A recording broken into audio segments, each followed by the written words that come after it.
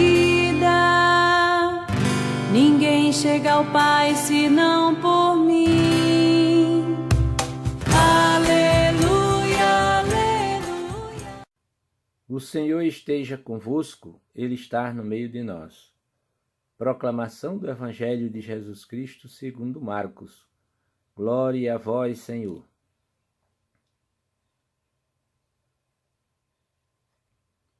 Naquele tempo, João disse a Jesus: Mestre, vimos um homem expulsar demônios em teu nome, mas nós o proibimos, porque ele não nos segue. Jesus disse: Não o proibais, pois ninguém faz milagres em meu nome para depois falar mal de mim. Quem não é contra nós é a nosso favor? Palavra da salvação. Glória a vós, Senhor.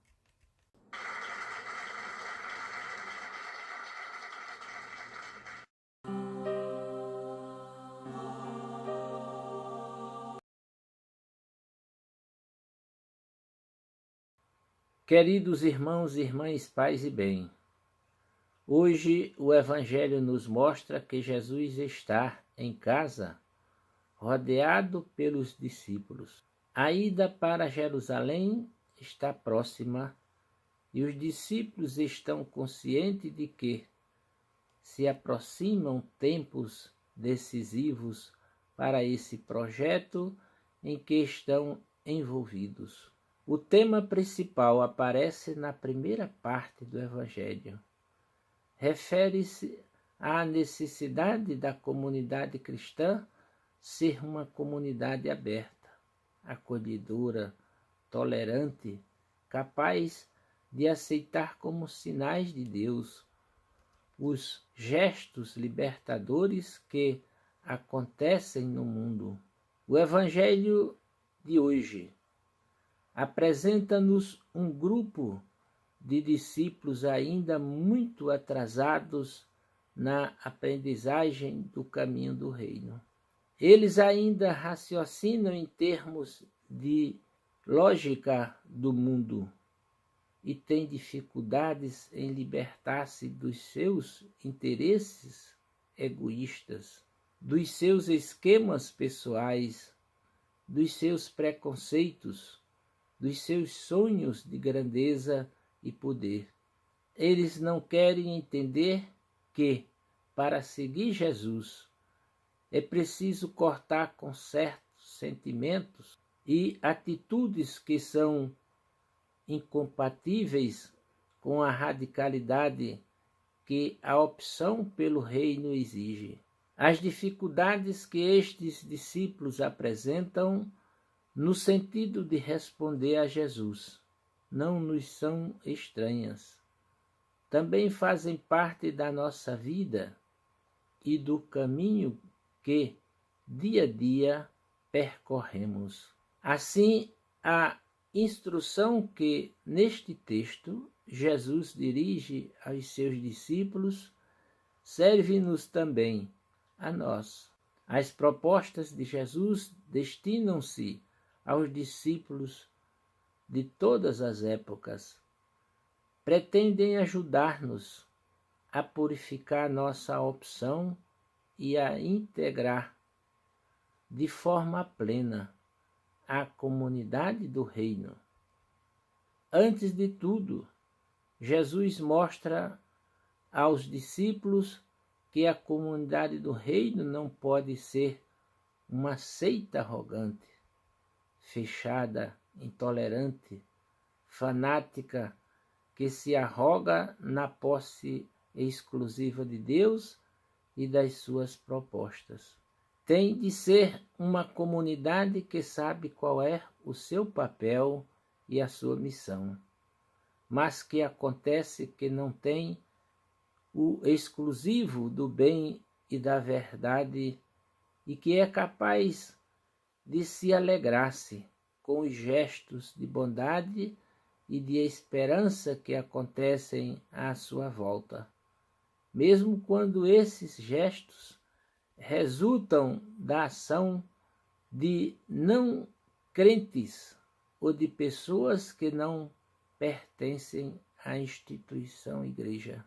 O verdadeiro discípulo não tem inveja do bem que outros fazem. Não sente ciúmes de Deus. Atua através de outras pessoas. Não pretende ter o monopólio da verdade, nem ter o exclusivo de Jesus. O verdadeiro discípulo esforça-se cada dia por testemunhar os valores do reino e alegra-se com os sinais da presença de Deus em tantos irmãos, com outros percursos religiosos que lutam por construir um mundo mais justo e mais fraterno. Os discípulos de que o Evangelho de hoje nos fala estão preocupados com a ação de alguém que não é do grupo, pois temem ver postos em causa os seus sonhos pessoais de poder e de grandeza. Por detrás dessa preocupação dos discípulos não está o bem do homem, aquilo que, em última análise, deveria mover os membros da comunidade do reino, mas a salvaguarda de certos interesses egoístas nas nossas comunidades cristãs ou religiosas. Há pessoas capazes de gestos incríveis de doação, de entrega, de serviço aos irmãos. Mas há também pessoas cuja principal preocupação é proteger o espaço que conquistaram e continuar a manter um estudo de poder e de prestígio.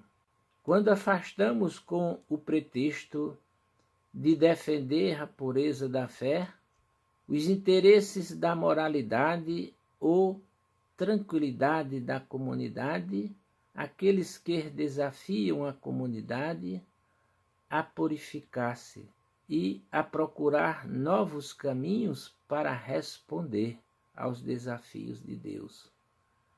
Estaremos a proteger os interesses de Deus ou os nossos projetos, os nossos esquemas interesseiros, as nossas apostas pessoais? Jesus exige dos discípulos o corte radical com os valores, os sentimentos, as atitudes que são incompatíveis com a opção pelo reino. O discípulo de Jesus nunca está acomodado, instalado, conformado, mas está sempre atento e vigilante, procurando detectar e eliminar de sua existência tudo aquilo que lhe impede o acesso à vida plena. Naturalmente, a renúncia ao egoísmo, ao comodismo, ao orgulho, aos esquemas pessoais, à vontade de poder e de domínio, ao apelo do exílio, ao aplauso das multidões. É um processo difícil e doloroso, mas é também um processo libertador e gerador de vida nova.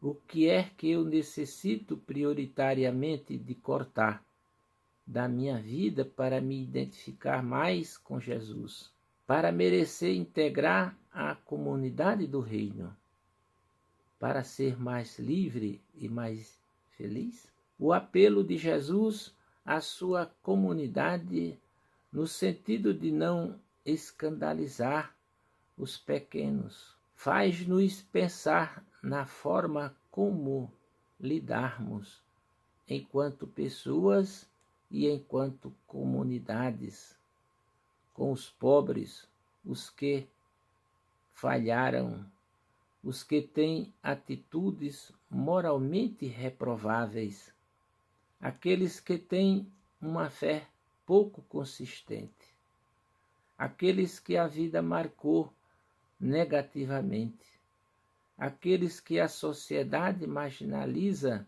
e rejeita.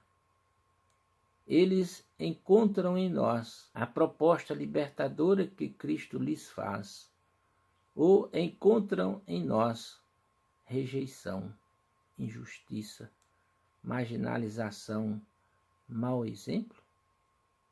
Quem vê o nosso testemunho tem razões para aderir a Cristo ou para se afastar de Cristo?